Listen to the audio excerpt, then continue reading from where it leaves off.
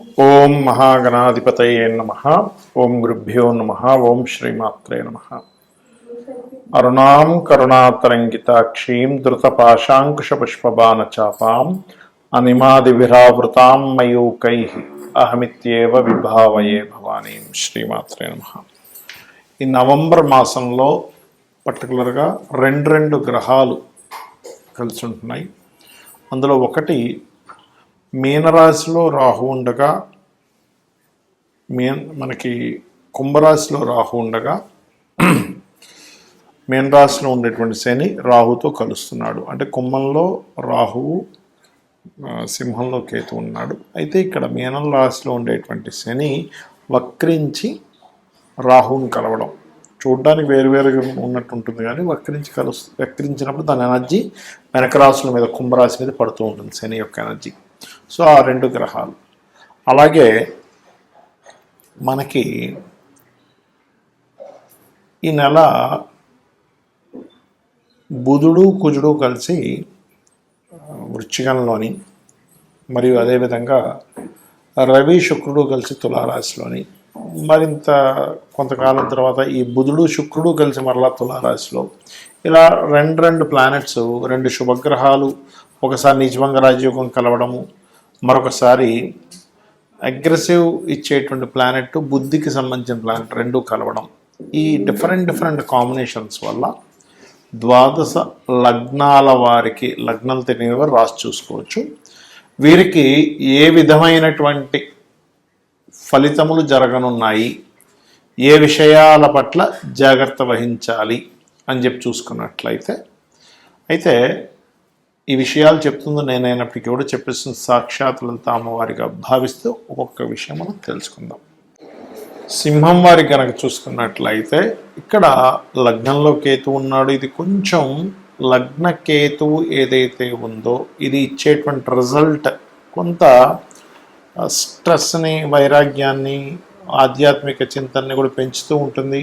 But spiritual లైన్లో ఉండే వారికి చాలా మంచిది, అందులో ఎటువంటి సందేహాలు. అయితే ఇది ఇక్కడ మనం టూ ప్లానెట్స్కి సంబంధించి మనం మాట్లాడుకుంటున్నాం కాబట్టి, సప్తమ స్థానంలో రాహు ఉండి శని వక్రించి రాహువుని కనెక్ట్ అవుతున్నాడు. చూడ్డానికి రెండు రాశులు వేరువేరుగా ఉన్నప్పటికీ వక్రించిన గ్రహం ఎప్పుడూ కూడా ఇంకొక గ్రహాన్ని కనెక్ట్ చేసుకుంటూ ఉంటుంది. అయితే ఇక్కడ మీరు అర్థం చేసుకోవాల్సిన అంశం ఏంటంటే, ఈ రాహు ఎప్పుడైతే సప్తమంలో ఉన్నాడో ఇది వివాహ జీవిత సంబంధించిన విషయంలో, పార్ట్నర్స్ ఎంపిక చేసుకునే విషయంలో, మీరు విదేశీ సంబంధాలు కనుక ప్లాన్ చేసుకున్నట్లయితే ఖచ్చితంగా బాగుంటుంది.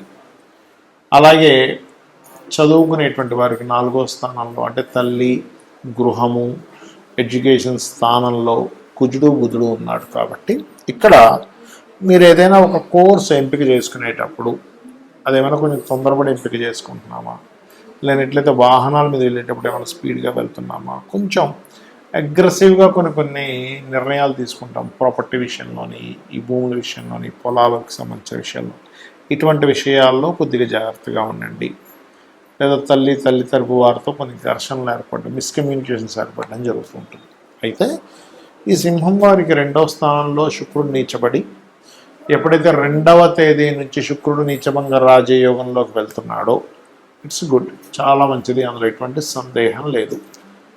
కాబట్టి ఇక్కడ ఏంటంటే, శుక్రగ్రహం ఎప్పుడైతే ఈ రకంగా రవితో కనెక్ట్ అయి ఉంటుందో 3వ స్థానంలో, మీరు చేసేటువంటి ప్రయత్నాలకి ఈ శుక్రుడు రవి 3వ స్థానంలో ప్రయత్న స్థానంలో ఉండడం మంచిది.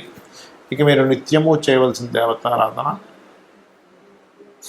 మనకి దత్తాత్రేయుడి యొక్క స్తోత్ర పఠనము, దక్షిణామూర్తి యొక్క ఆరాధన ఎక్కువగా చేయండి.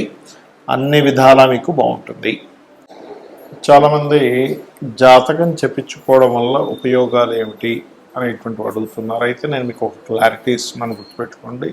జాతకం చెప్పడం అంటే ఎంతసేపు ఏలినాటి శని ఉంది, మీకు ఫలానా కాల్సపయోగం ఉంది, పెద్ద గండం ఉంది, ఇలాంటివి మాత్రమే కాదు. అవన్నీ చాలా చిన్న అంశాలు ఏలినాటి శని అనేటువంటివి. ఎందుకంటే నేను నా ఎక్స్పీరియన్స్తో చెప్తున్నాను. జాతకం చెప్పిన తర్వాత ఏమంటే నాకు ఏలినాటి శని మీరు మాట్లాడలేదు అంటాడు. అది కాదు. అసలు జాతకం చెప్పడం అంటే కేవలం ఏలినాటి శని గురించి మాట్లాడటం కాదు. ఇది ఫస్ట్ గుర్తుపెట్టుకోండి. మీ జాతకం ఏం చెప్తుంది, మీరు పడుతున్నటువంటి శ్రమకి, మీరు టైం స్పెండ్ చేస్తున్నటువంటి సమయానికి ఏ మార్గంలో వెళ్తే మీకు అన్ని విధాల లైఫ్లో బాగుంటుంది అనేటువంటి ఒక పర్ఫెక్ట్ డైరెక్షన్ని చూపించేది జ్యోతిష్యం. గుర్తుపెట్టుకోండి. అంటే మీరు ఇప్పుడు మీ ధనయోగం ఫలానా దాంట్లో ఉందనుకుందాం కాసేపు, ఏ టీచింగ్ దాంట్లోనో, హోటల్ దాంట్లోనో, ఫ్యాషన్ దాంట్లోనో ఉంది. కానీ వాటిని వదిలేసి ఇంకోటి ఏదో బిజినెస్ చేస్తున్నాం, లేకపోతే ఇంకోటి ఏదో చదువుతున్నాం. అంటే మనం వెళ్ళాల్సినటువంటి డెస్టినీ ఏదైతే ఉందో ఆ రూట్లో మనం జర్నీ చేస్తే ఆ డెస్టినీని ఎలా చేరుకుంటామో, అలాగే జన్మజాతకంలో చాలా క్లియర్గా మనం ఒక బిజినెస్ స్టార్ట్ చేస్తున్నాం, ఇది రైట్ టైమా కాదా, లేనట్లయితే మనం ఒక విషయాన్ని చదువుతున్నాం, ఒక ఒక విషయం నేర్చుకుంటున్నాం, ఒక స్కిల్ కావచ్చు, లేనట్లయితే ఏదైనా కావచ్చు, అది మీకు ఎంతవరకు పనిచేస్తుంది, లేదా ఒక ప్రాజెక్ట్ స్టార్ట్ చేస్తున్నారు, this is the right time or not only project ఒకటే కాదు, చదువుకోవడం ఒకటే కాదు, బిజినెస్ ఒకటే కాదు, మీ లైఫ్లో మెయిన్ ఈవెంట్స్ ఉంటాయి. అంటే ఎలాంటివి? మ్యారేజ్. చాలామంది చూడండి, వాళ్ళ రేపు మ్యారేజ్ చేసుకుంటున్నారు, నెలల్లోని, రోజుల్లోని, కొన్ని సంవత్సరాలు విడిపోయిన వాళ్ళు ఉంటున్నారు. ఇందుకు కారణం ఏమిటి అంటే, ఇక్కడ మీ పర్సనల్ చార్ట్లో అసలు రైట్ టైం ఏంటి వివాహం చేసుకోవడానికి. ఇక్కడ జరుగుతుంది ఏంటంటే, ముహూర్తం పెట్టుకున్నప్పటికీ కూడా బ్రహ్మాండమైన ముహూర్తం అన్నారండి అన్నారు, అది చాలా వివాహాలు జరిగాయి కానీ విడాకులు అయిపోతున్నాయి. ఎందుకు అంటే, బికాజ్ ఆఫ్ ముహూర్త బలం కొంతవరకు పనిచేస్తుంది, కానీ మీ పర్సనల్ చార్ట్లో మీరు ఎప్పుడు వివాహం చేసుకుంటే మంచిది అనేటువంటి చాలా స్పష్టంగా ఉంటుంది. 7th లార్డ్ అంటే 7వ అధిపతి, మీకు పార్ట్నర్ని ఇచ్చేటువంటి గ్రహం, సప్తమాధిపతి సప్తమాన్ని ఇచ్చేటువంటి పోర్ట్ఫోలియో. ఆ ప్లానెట్ ఉండే సిచ్యువేషన్ ఏంటి, కండిషన్ ఏంటి చూడాలి.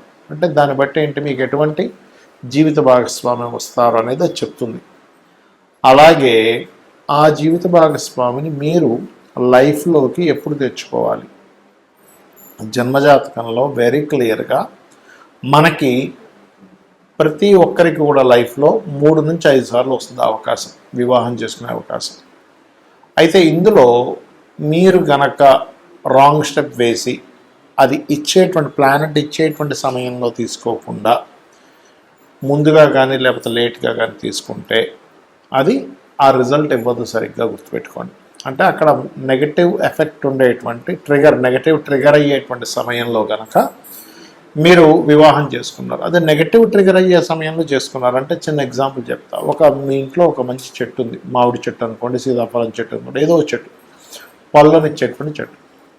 అది ఇంకా పిందె సమయంలో ఉన్నప్పుడే మీరు తెంపేసి దాన్ని మామిడి పండులా తిందామంటే కుదరదు, పుల్లగా ఉంటుంది. లేదా గట్టిగా ఉన్నటువంటి అప్పుడే ఇంకా దాన్ని మగ్గనటువంటి సీతాఫలం తీసుకొని తినేస్తే ఎలా ఉంటుంది, అసలు అది టేస్టే ఉండదు. కానీ అదే సరిగ్గా మగ్గినటువంటి సమయంలో కనుక మీరు తీసుకుంటే ఆ యొక్క ఫలం యొక్క రసాన్ని మీరు ఆస్వాదించగలుగుతారు. అలాగే లైఫ్లో మీరు ఎప్పుడు ఎటువంటి డెసిషన్స్ తీసుకోవాలన్నా, ఒక విదేశానికి వెళ్ళాలన్నా, లేదా లైఫ్ పార్ట్నర్ని తెచ్చుకోవాలన్నా, ఒక ఇన్వెస్ట్మెంట్స్ చేయాలన్నా, లేనట్లయితే మీ యొక్క తత్వాన్ని, ఇప్పుడు చూడండి, కొంతమందికి ఒక లగ్నంలో పుడతారు, ఆ లగ్నానికి ఉదాహరణకి మిథున లగ్నమే అనుకుందాం. మిథున లగ్నంలో జన్మించిన వారు ఎంతసేపు కూల్గా, ఒక కాన్సన్ట్రేటెడ్గా, లేనట్లయితే ఒక తెలివిగా వాళ్ళు ఉంటే వాళ్ళ లైఫ్కి తిరిగి ఉండదు. అలా కాకుండా కొంచెం అగ్రెసివ్ వైపు వాళ్ళు వెళ్ళారు అంటే వాళ్ళ లైఫ్లో ఎక్కువ ఇబ్బందులు పడతారు. అది aggressive activity, any aggressive activity వల్ల. ఎందుకు? 6th and 11th లార్డ్ కుజుడు అవుతాడు కాబట్టి. ఇలా ప్రతి లగ్నానికి ఉంటుంది. వృషభ లగ్నం ఉంది, గురువులతో పొందేటువంటి కొన్ని పొందాల్సినవి వీళ్ళ ఆలోచన విధానం వల్ల కావచ్చు మిస్ అవుతూ ఉంటారు. కాబట్టి గురువులతో జాగ్రత్తగా ఉండాలంటే మనకి జన్మజాతకంలో ఏ లగ్నంలో పుడితే ఎటువంటి కర్మ అనుభవించడానికి, ఎటువంటివి మనం పొందడానికి పుట్టామనేటువంటిది ఉంటుంది. అంతేగాని కేవలం ఏదో ఏలినాటి శని ఉంది, అర్ధాష్టమి శని ఉంది, అష్టమి శని ఉంది, మీకు కాలసర్పయోగం ఉంది, ఇవి కాదు. చాలామందికి తెలియక ఇది బేసిక్ లెవెల్లో బేసిక్ విషయాలు, ఇవి తెలియక అనాలిసిస్ గురించి అర్థం కాక ఏవో పిచ్చి పిచ్చిగా అయ్యో ఇంకా ఏలినాటి శని మాట్లాడలేదండి అంటుంటే నాకు చాలా నవ్వులేస్తూ ఉంటుంది. అంటే ఏంటి చిన్న చిన్న విషయాలు పట్టించుకొని అంటే నేను ఎందుకు చెప్తున్నానంటే ఈ విషయం ఎల్నాడు శని మీ జీవితాన్ని పాడు చేసేటట్టయితే నేను చాలాసార్లు చెప్పాను. పిఎం మోడీ గారు ఎల్నాడు శనిలోనే అయ్యారు పిఎంగా. మన జగన్ గారు కావచ్చు, లేకపోతే స్వర్గీయ ఎన్టీ రామారావు గారు కావచ్చు, ఏలినాటి శని మిమ్మల్ని ఏమీ చెయ్యదు. స్లో అవుతుంటాయి పనులు, కొంచెం అవమానాలు పడుతుంటారు, కొంచెం స్ట్రెస్ ఎక్కువ పెరుగుతుంటుంది. అంత మాత్రం చేత జీవితం ఆగిపోతుంది. ఇది గుర్తుపెట్టుకోండి. శ్రీమాత్రే నమః.